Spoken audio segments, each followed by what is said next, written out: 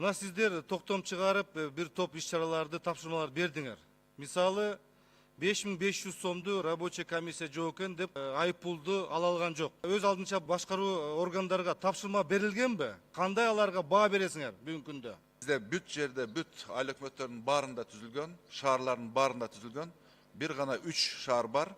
Бул Бишкек шаары, Майлуу суу шаары и Каракол шаары. Бишкек шаарына, мэриясына, Малисай шаарына жана Каракол шаарына аларга 2 деген баа берсе болобу? Негизи болот. Болот. Анда сизге мындай суроо. Мына 5 кодекс боюнча, 2 мыйзам боюнча мына иш-чаралар өткөздүңөр. Өзүңөргө өкмөт мына бул жерде мына канча деген министерство, ведомство отурат. Өзүңөргө даярдык боюнча кандай баа бересиңер?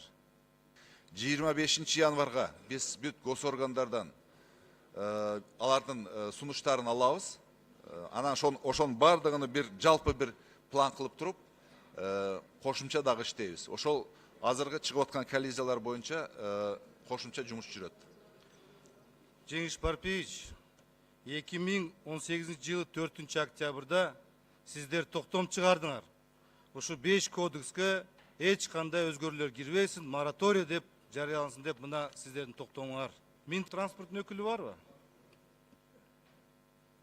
129 статьяны билесизби? Бузуулар жөнүндө кодексте. Да, ал азыр статьяны караштырып атабыз. Азыркы өзгөртүү боюнча бул МВДга өтүшү мүмкүн. Жок, сиз конкретно жооп бериңиз да. Сиз азыр жоопкерчиликтен хорошо, болуптур, биз азыр биринчи окуудан кабыл алдык. А ошого чейин эмне иш-чара аткардыңар ушул статья боюнча? Мына 134 статья эмне иш-чара аткардыңар?